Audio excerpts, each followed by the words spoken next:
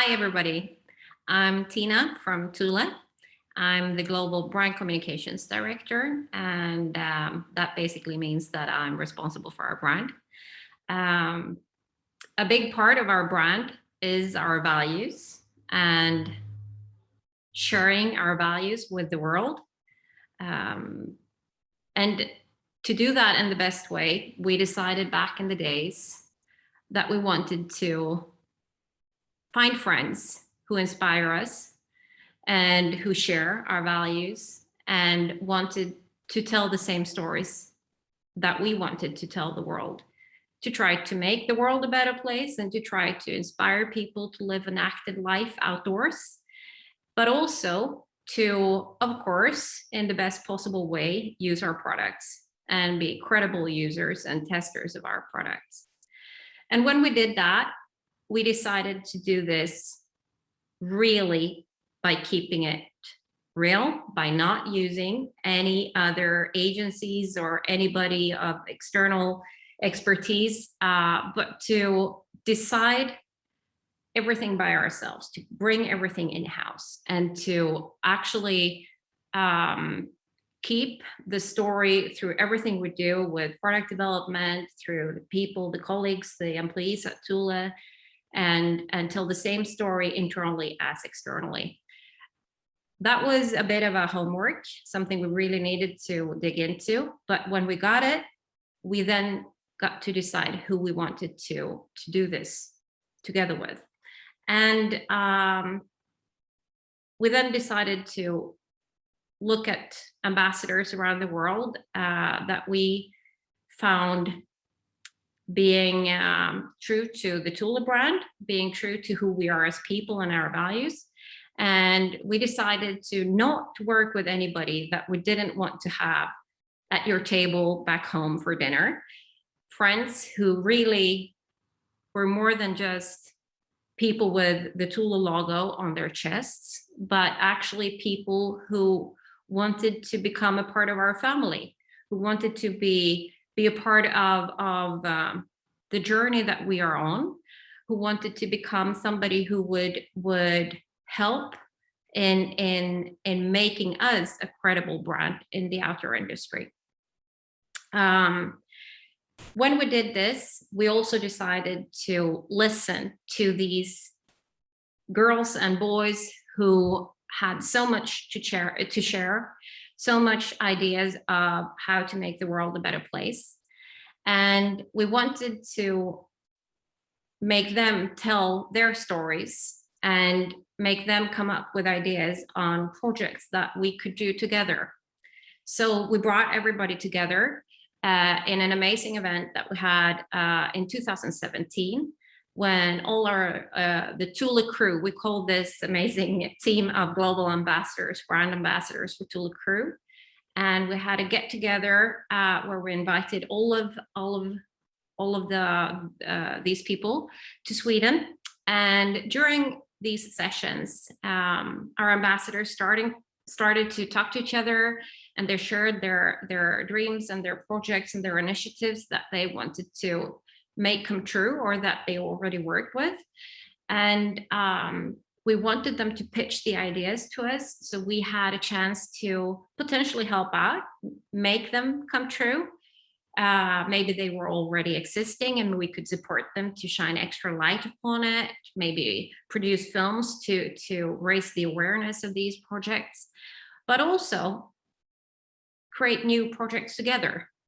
And one of these amazing projects that actually came out of this session was our Thule crew member Maria Kuzma and our Thule crew member Pedro Oliva, who started to talk about their visions and what they wanted to do, and how we also found other Thule crew members being partners of their thoughts and partners of their ambitions. And one of them is Garret McNamara.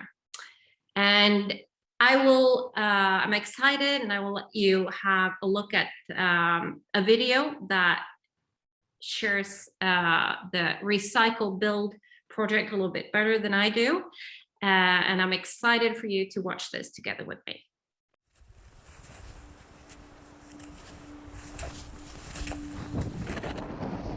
I want to be the world champion because when I achieve that goal, I'll have such a higher platform to speak about what I do, which is architecture.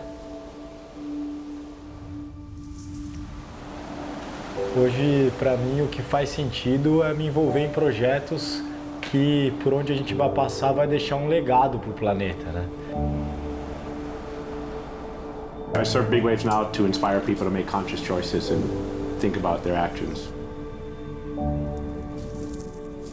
Eu, o Garret e a Maria, nós compartilhamos dos mesmos valores. Então nós decidimos criar um projeto para reconectar as pessoas com a natureza. O Recycle Building é um projeto para se construir uma casa, com materiais reciclados e com tecnologia verdadeiramente sustentável.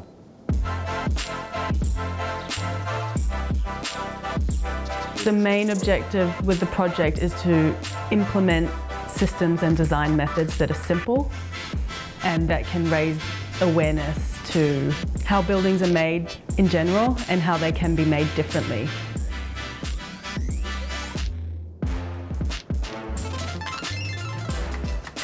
Nós queremos espalhar esse projeto pelo mundo. Ele pode ser um centro educacional no Brasil, pode ser um museu em Portugal, ou pode ser utilizado como referência para a construção de casas populares. O mais importante para nós é mostrar soluções ambientais, formas de administrar os resíduos, o lixo e, principalmente, o uso consciente da água. The ideas and principles that we're using for the Recycle Build project in Sao Paulo will be the same as in Portugal, but obviously unique to its own site and its own surroundings. Aim to achieve built examples of design methods and systems to create buildings that can actually help heal the world. I think we need to make conscious choices and think about the future, think about Mother Earth and how she can provide for us. The ultimate goal is not for me. The ultimate goal is for every building to be built in a way that has no impact on the environment or that raises the quality of the environment.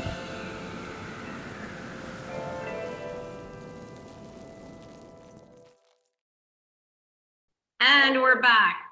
And I'm so excited to have all these amazing athletes and friends here with us today.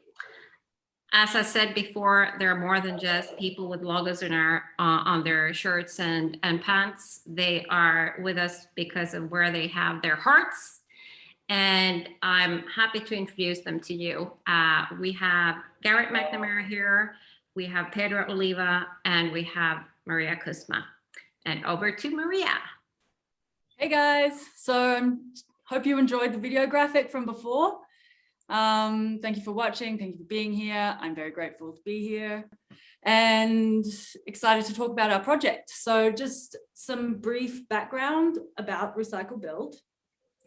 The Recycle Build School Build is actually the result of Pedro Oliva's Waterfalls project back in 2015. The Waterfalls project is basically the seed of the Recycle Build project.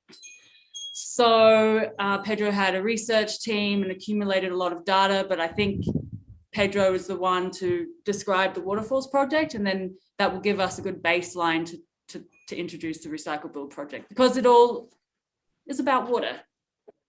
So Pedro, can you maybe take 5 minutes and talk about the Waterfalls project? Yes, of course.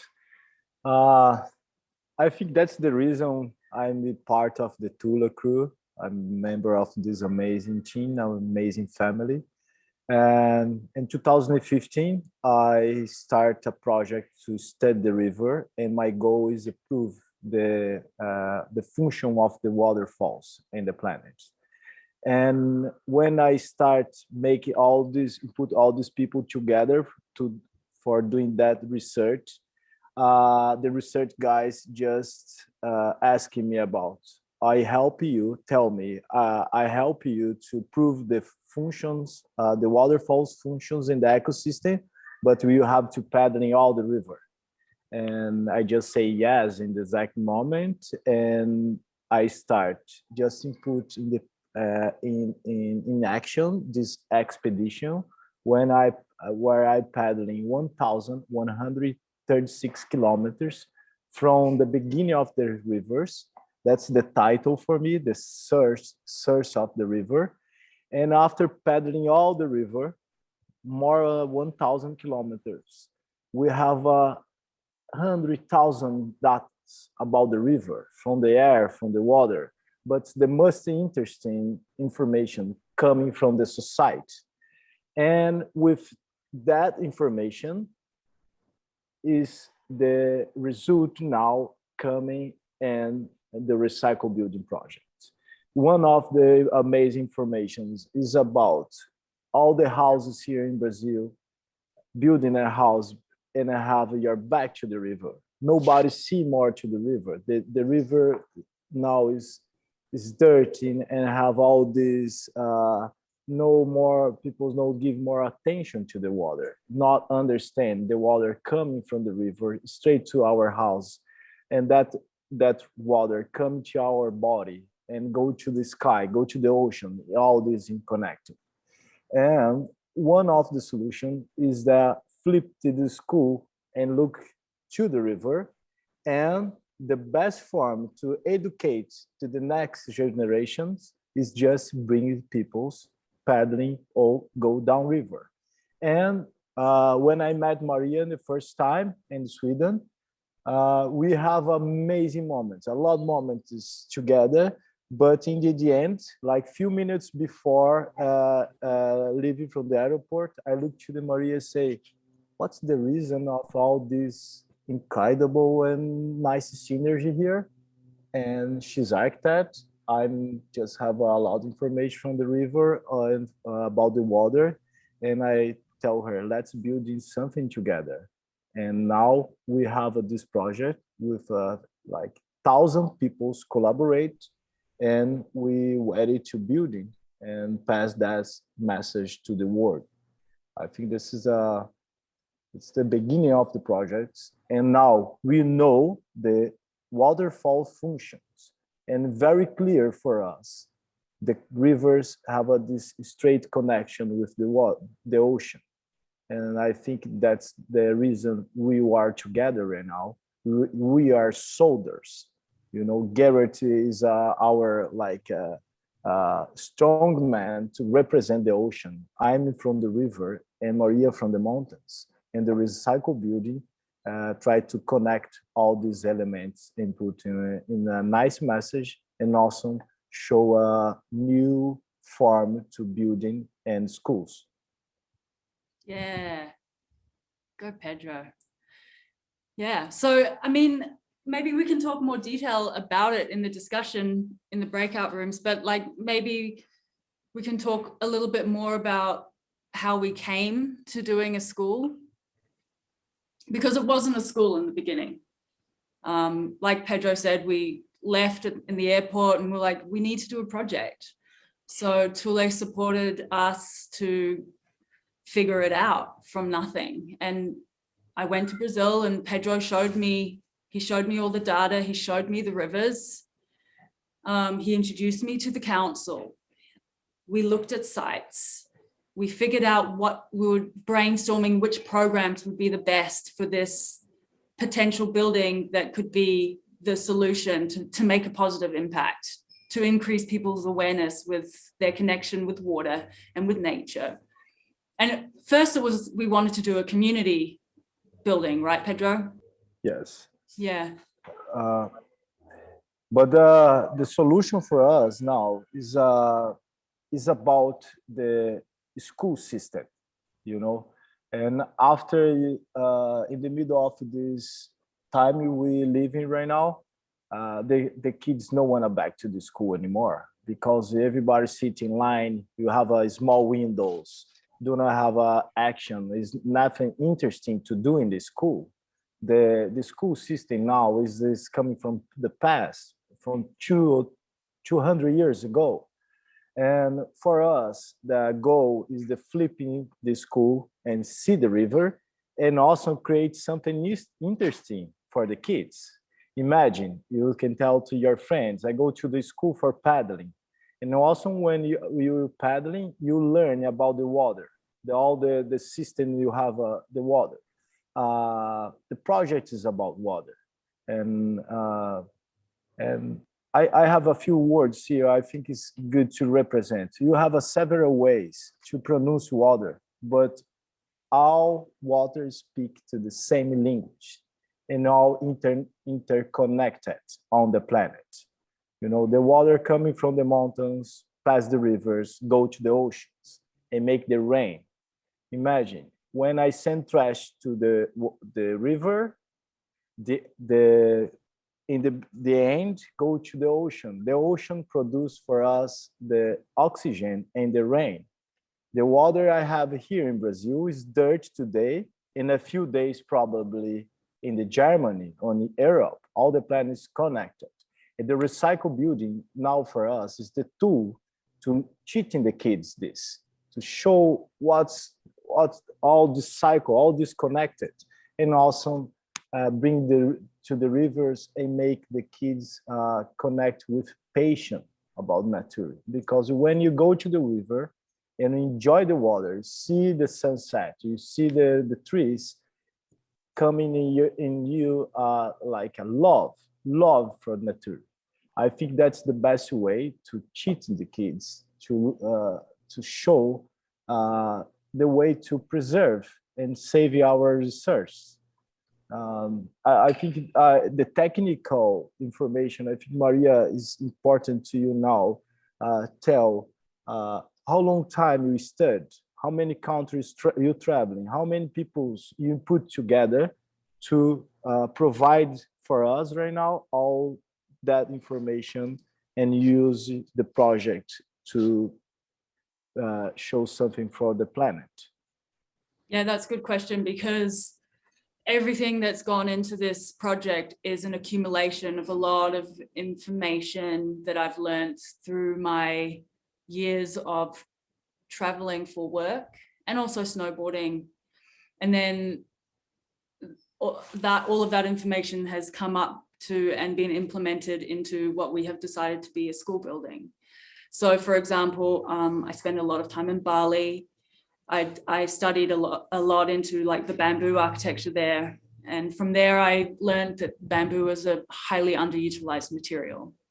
Also in Indonesia, they don't have, like, think of Indonesia as an archipelago of islands. So having a centralized, for example, centralized garbage or wastewater facilities is not as prominent or normal over there. So there needs to be solutions for decentralized smaller units. And in that way, there has come these beautiful wastewater garden solutions that are very low maintenance and very successful, and it keeps the water on site. And then I was working as an architect in New York, where I was able to experience everything on architecture on such a large scale and see how many materials are taken out of the ground to build these massive buildings. And also, but at the same time, so it was like this like really quite elitist experience, but as well living in a small apartment in Bushwick, living with some super talented tech people, wizards, that were figuring out ways to implement IoT devices in an apartment that was falling apart. So I lived in like a high-tech apartment, but that was really low and cheap for rent. So there was like while I was working and traveling and learning, we really did put a lot of that into the building of the Recycle Build School, which we will talk about in more detail in the breakout discussion. But I think what's important is knowing that we went from thinking about, okay, how can we figure out a way to design or implement a building with Pedro's background and research with water and my research with architecture, and the council were like, well, here's a really good school. We need a new school wing. Pedro needed an area for his kayaks, and he needed a kind of program to activate that space where he had all these kayaks that we wanted to build. And the school is on a really, really important peninsula where two rivers meet. And it's almost like the universe aligned. They were like, we need a big new school wing. Pedro needs somewhere to reintroduce the community to the river. The location is right on a beautiful site close to the river.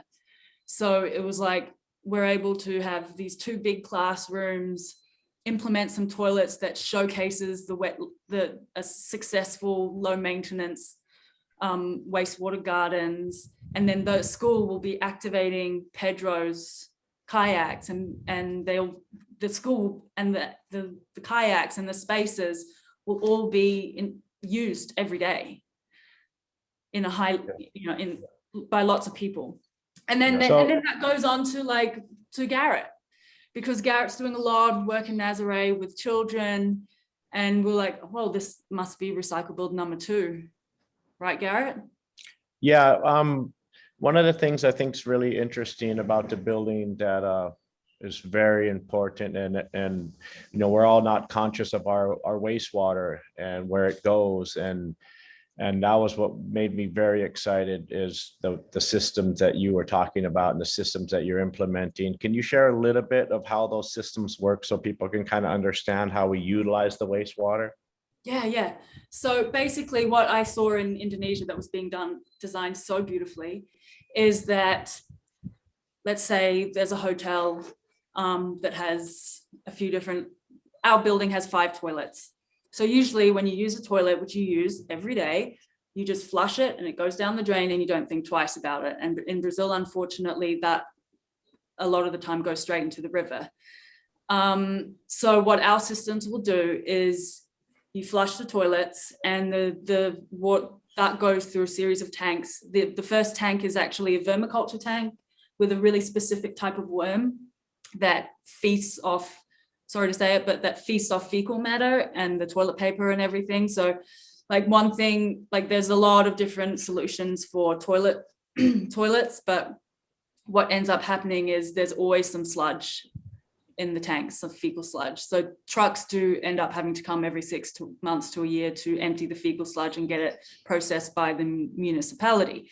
This is one solution that works and that is very low maintenance and that is organic. People are scared of bio solutions. But this is one that works. I've stuck my head into many tanks with worms and a lot of fecal matter, and it doesn't even stink.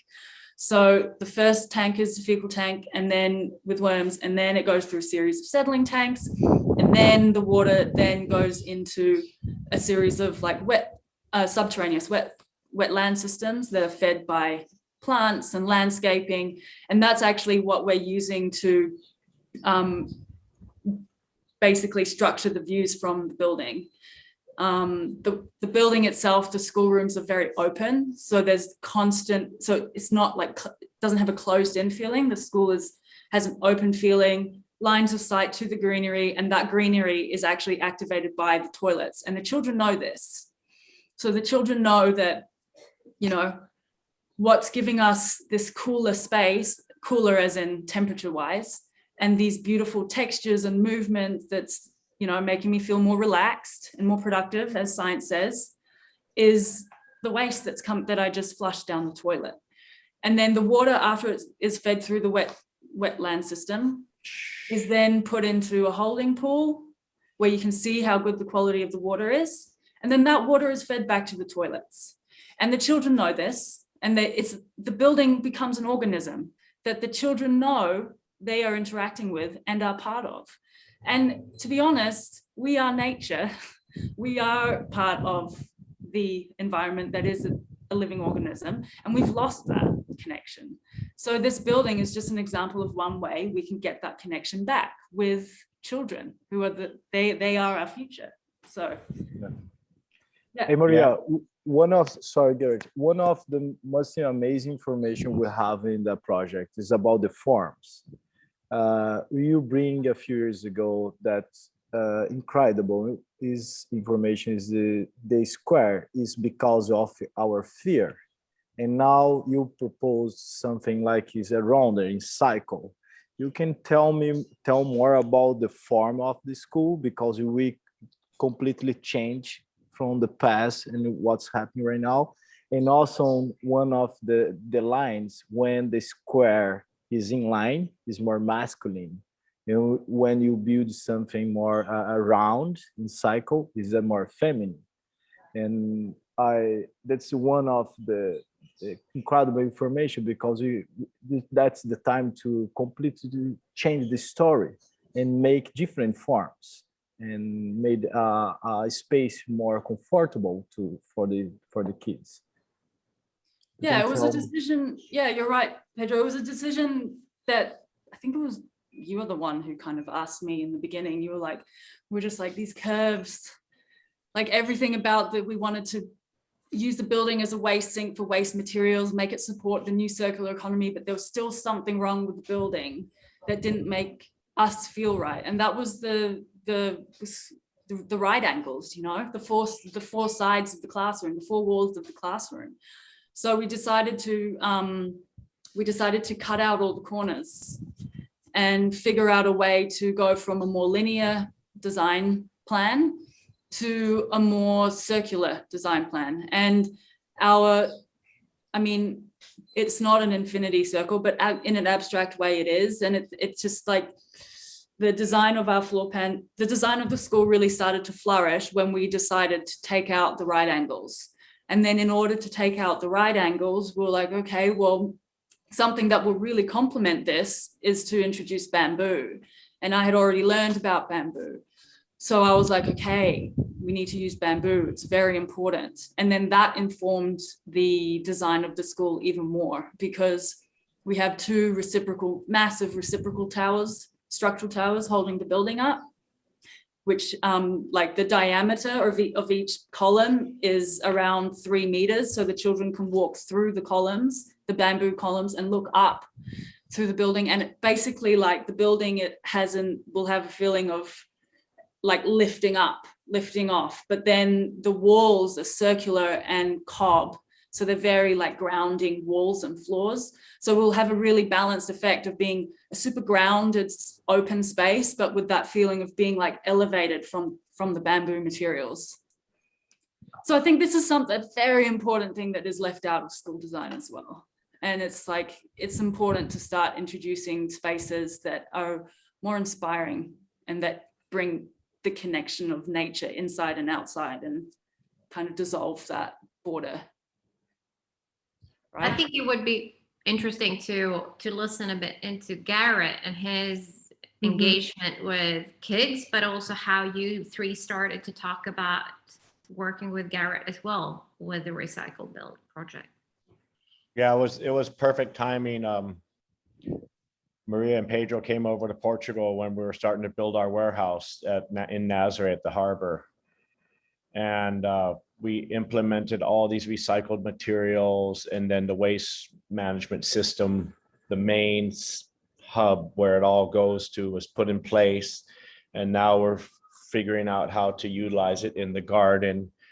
It was really special it was a synergy. They just came right when we were starting, and we were able to implement everything before it went too far, which was just like a dream come true. And this warehouse that we have, we bring the children there, the orphans. We started a foundation to create meaningful nature experiences for mainly the disadvantaged children, the orphans in Nazaré, but we also have 20 refugees from Bosnia. They walked from Greece all the way to Greece, and then were welcomed to Nazaré as their home after they were in a shelter. And so now we're able to bring all the children to this warehouse, share with them how it works. We have the solar panels on top with the recycled Mercedes batteries from the cars that store all the energy. And then we have the wastewater system in place. And we go there and we share with them the importance of recycling, reusing, and being green, having green buildings. But then we take them out in the water, we take them on hikes, and just get them to fall in love with nature. So then they have this love, and then they want to protect nature, and it's full circle. And it's just, really about sharing what we love, and through the project that Maria and Pedro created, there's just so much more to share with them in Nazare. Yeah, so that's our next step, right? We started planning that right before COVID, and then COVID struck, which is actually, it's funny how that works sometimes, because we needed more time on Brazil, to focus on Brazil. And with that, we can apply with more intention to Nazare. So I think Recycle Build in Nazare for the orphans and the refugees is going to be incredible. Yeah. Hey, Maria, and also the recycle building have amazing results right now, because before you building, also you have beautiful results and many people here start to use the project with a reference for building a popular house, and also now like a house with more quality. Or you can tell about this for us, because imagine the impact we have right now is a huge. Yeah. In this before the building, imagine after building. Yeah. You know? Yeah, and that's the positive thing. Well, that's the amazing thing about Recycle Build. Like, you know, we always wanted to go to Nazare and do a project with Garret, and then also just the off branching of it. Like, I've always wanted to. My goal was always to implement all of the Recycle Build design and construction methods into a low-income housing scheme, because I know in Brazil right now there's a housing crisis, and then there's a housing crisis. Let's just put it in that way. And I believe that Recycle Build is a fantastic solution to low-income housing. We've always talked about that, and now we're already getting approached by, let's say, developers and investors, where they want to implement Recycle Build into a low-income housing scheme. And it is always our intention from the beginning to use a low-income housing scheme. However, the reason why low-income housing schemes have been in the past unsuccessful is because they are isolated. And we do not believe in isolating socioeconomic classes, because it just doesn't work that way. So we're now at the point where we're discussing master plan concepts and figuring out ways to strategize investment,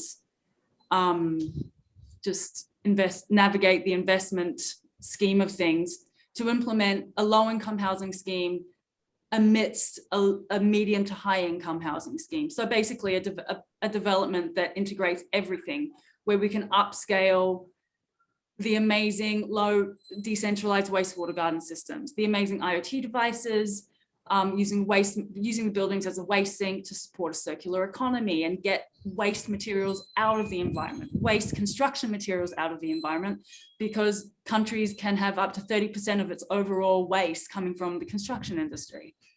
So yeah, like Pedro said, we are also, on a side note, applying Recycle Build to a low-income housing scheme that is implemented into the other socioeconomic classes, which is the future of urban development. You know what's super interesting is, okay, so you're utilizing the bamboo, which is a natural material. And then Pedro was sharing with me all the different types of materials that we can recycle from job sites, from various areas, all different types of places that you can get all these different recycled materials to build these houses that would normally just be thrown away or landfilled somewhere. And what are some of the materials that we would use to build another building in Nazare or in Brazil? What materials will you use for like the walls besides the bamboo? Yeah, I mean, like that goes into the feasibility test. Like we've already talked about this. Like you go to the place where you want to implement, and you go, what is the abundant sources of waste here? What is the strongest industry here? And like Garret, like you have a lot of your products made out of cork. I know that in Nazare, for example, there's also the ground in Nazare is so beautiful for rammed earth walls, and you can actually mix the mixture for rammed earth walls, and as an alternative for the sand, for example, you can just process crushed recycled glass, and use that as the sand alternative. You can use construction waste and process that and use that in place of recycled aggregate. There's just so many. You just do a feasibility test. Like in Finland, we were doing feasibility tests where the timber industry is so large, and we asked a factory, oh, can we have some samples of your waste from your factories? And they were like, how many truckloads do you need? We'll give it to you for free. I mean, it's just, the solutions are screaming at us and no one's using it. It's mental. It blows my mind every day. Yeah. Blows my mind. But just so everyone knows, there's 5 minutes left. Yeah. So, and I think with the information that we've talked about, there is so much to talk about. Like, I'm sure there'll be a lot of questions. Yeah, but I'm interested also. And I want to enjoy this amazing moment and have a Garret with us. I think he's and I try to go to the message about this project, because it's not my project, it's not Maria's project, it's like our project. And you have now thousands of people collaborate to do that. And I feel like it is our mission. And one of the message is about work together, because the moment the planet passes right now, I feel like there's no more space for discussions and fights between humans. You are living the phase of light. This is clear, and I think it's time to union and provide us a better world. And that's because I just asked Garret, because that project have this amazing form about connect us, river and the oceans, and about work together. How's your feeling, Garret, about what all this happening right now in the planet? And our goal is put focus on the kids and save our playground, save our research, save our rivers, and also connect to the oceans. Well, first of all, we all are connected. It's scientific fact. From Maria being on the mountains and the water coming down the mountains into the river, and then you jumping in the river and paddling down to the ocean, and then me riding away from the ocean. It's just a beautiful synergy. Now, us three sharing what we love to do with the children, with the youth, and sharing the importance of protecting the environment, sharing the recycled building and how we can implement these things in our homes that will save the rivers, save the ocean, save the planet. We're just in a perfect spot to really spread great messages and share what we love, and hope and dream that everybody falls in love with Mother Earth, falls in love with the ocean, falls in love with the rivers, falls in love with the mountains. And projects like these are just about sharing what we love and really hoping everybody falls in love with the Mother Earth. Amen. Yeah. Yes. And of course you have like many solutions, technical solutions, because this is 3 years research. Maria and I and many people study a lot and put all that information, all that solutions in one project. And now you have the prototype, the example for reproduce. You can reproduce all over the place. And we have many chains around here. The city where I live right now start to look to the river and have a project for the next 4 years. So the result of this, I think, is amazing, is incredible. And I have for my part right now a few words to ask, because we will need help for this project, not only financially, not about money, though just about money. We need a lot of power and attention from many of you to be able to break the education paradigms and turn our eyes to the rivers, to a new concept of school and the relationship with water. And that's because I want to enjoy that moment and ask for help for all the peoples watching us to come in with our boat and help to build in that school. And I'm I'm very happy for working this, and that's my message, to just ask help, because in the end, everybody together in the same planet and connect by the water. I I agree. couldn't agree more. I'm so incredibly inspired by all of you. I'm so proud of you. And as you all mentioned, this is just the start. We have so much more to do together. And I also feel that from a brand perspective, we have a responsibility to not only support these projects, but also to use our channels and our possibilities of communicating with the world to raise the awareness of what you are doing, to produce films, to share the information, and to actually make this continue, because it is just the start. This can be implemented in so many different ways. And you guys tell the story in a way I couldn't dream of, our brand couldn't dream of. And I am thrilled to see what the future brings with this project.